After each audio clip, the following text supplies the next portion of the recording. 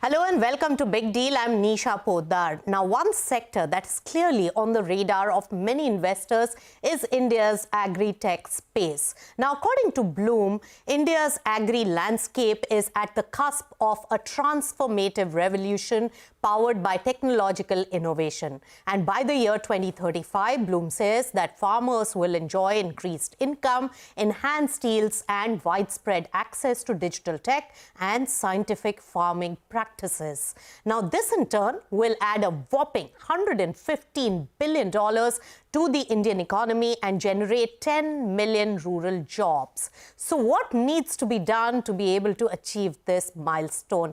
Let's welcome on the show our team of panelists who are in this business and understand the sector best. Ashish Fafadia of Blume Ventures, KVSS Sairam of Pratishta Industries, and Arjun Ahluwalia of Jai Kisan. Thank you so much, gentlemen, for joining us. Now, we began with Blume Ventures, report. So, Ashish, why don't you give us a sense on what is the potential of agri-tech that you're seeing as an investor currently?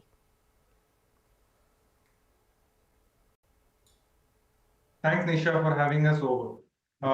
When we look at broadly the agri sector per se, we've always seen that it has been at the fair bit of lag in terms of the innovation and capital that has gone into the space. And when you put things into perspective, we do end up facing a significant amount of food shortages, wastages, both alike.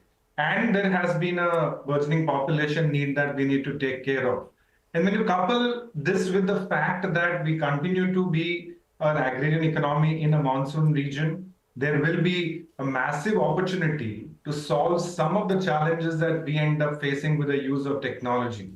So broadly speaking, we do end up triangulating between the usage of technology to ensure that we have a better yield and better productivity. Second, being able to use and leverage technology to enhance financial services and distribution to the markets at the rural bottom of the pyramid.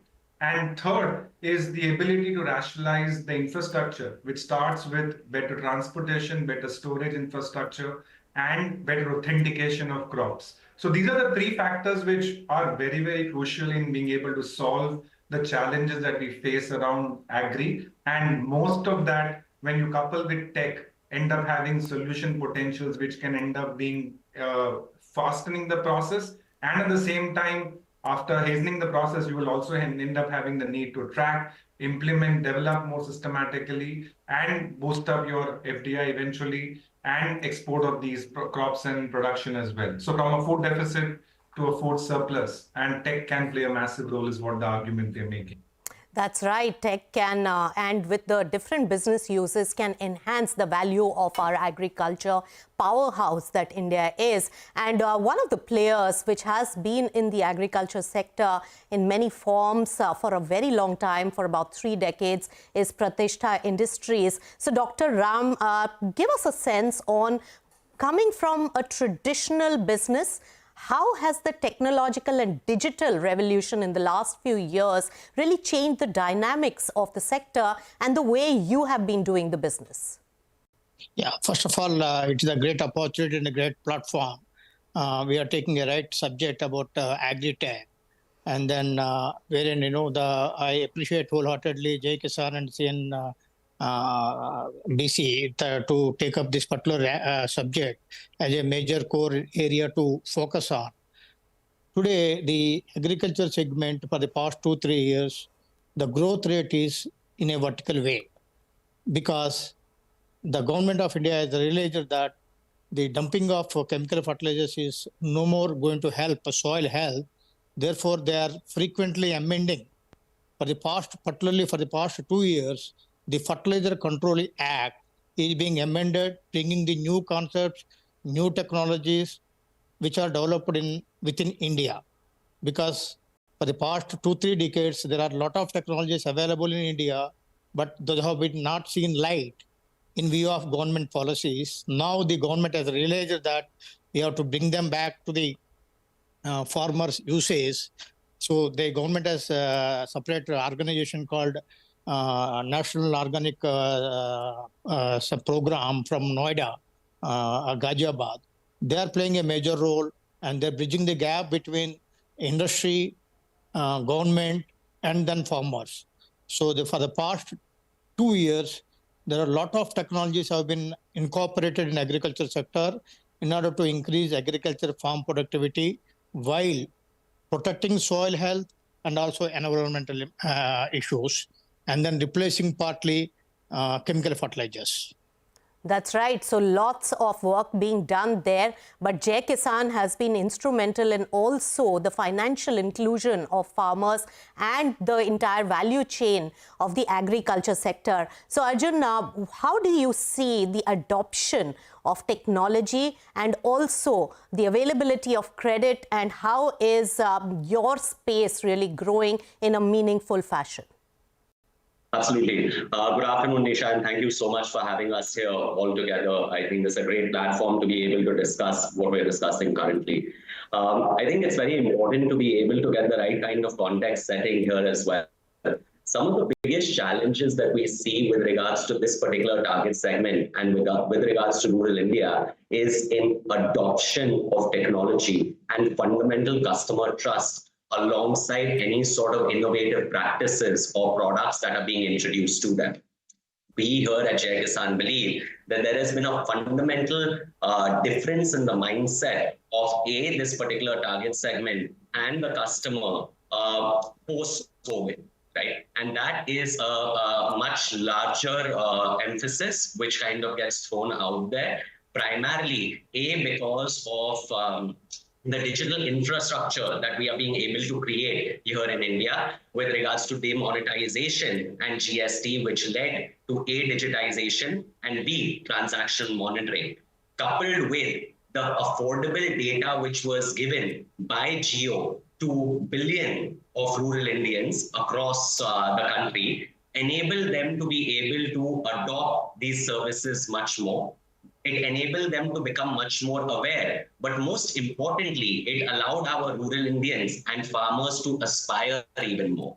And this is what today we believe here at Jai Kisan has been a major catalyst for agri-tech overall, which now stands at that the customer does not think that technology is a way to just survive, but it is a way to be able to thrive going forward. And that is what I think has really solved for two of the fundamental issues, which is customer trust and customer adoption. Having said this, and these customers now being able to adopt these practices is how we see a massive lifetime value in each of these customers and also the potential impact that can be created. Over the past 4 years itself, Nisha, we have been able to, because of this rise in customer adoption, facilitate credit products to the tune of over 6,000 crores to these rural businesses and farmers in a fully digital manner, of which 3,000 crores was in the last fiscal year itself. And that is where we see a very, very rapid rise. Along with this, we also see a rapid rise in macro data points, like, for example, the UPI usage, which was standing at 10 to 12% about 4 years ago, which now is at a very high 50-odd% as well. That's right. But answer one question, Arjun. Rural India, how digital or technologically advanced and literate is our rural India, and especially the agricultural space? And how do you see this customer acquisition moving going forward? Sure. So interestingly, right, there's a very straightforward data point. Rural India today contributes to about 55% of overall internet users in the country as of December 2023. Right? We have over 100,000 retail merchants who use our applications, right? And they today are transacting 70% of the cash that they're collecting via UPI. And that is where, Nisha, we see a massive adoption of these digital services, starting obviously with financial services. And we just believe that more and more adoption around these will lead to more awareness of this particular customer and them being more valuable in the larger scheme of things from a macro perspective as well. All right, so adoption is really taking place there and it is expanding fast. Now, Ashish, as an investor, what really excites you in this particular space? Because there are different business use cases. And what is the kind of potential that the investors are really looking at? Sure. So, Nisha, I will break this up into 4 parts. There is avenues around the pre-production, then there is the production, the post-production, and you can say put the other bracket as the allied services. So when you look at the pre-production, whenever you have today platforms and marketplaces that are providing a fair bit of farmer access to ensure that there is an access to agriculture inputs, that is a massive opportunity because that ensures that the problem around shortages, better yield per hectare get resolved. So that is one big avenue. By default, you end up trying to see that there is going to be a boosting of the farmer income level through the higher productivity and the yield. The second area which I mentioned is around the production. This will cover things like you need agriculture eventually to be heavily mechanized and automated. You will see that there will be massive digital solutions. There's also this opportunity around precision agri-tech, which will ensure that there is a fair bit of involvement and integration between what today the satellites are already tracking for many, many years now, and bring it at the level of the phone of the farmer.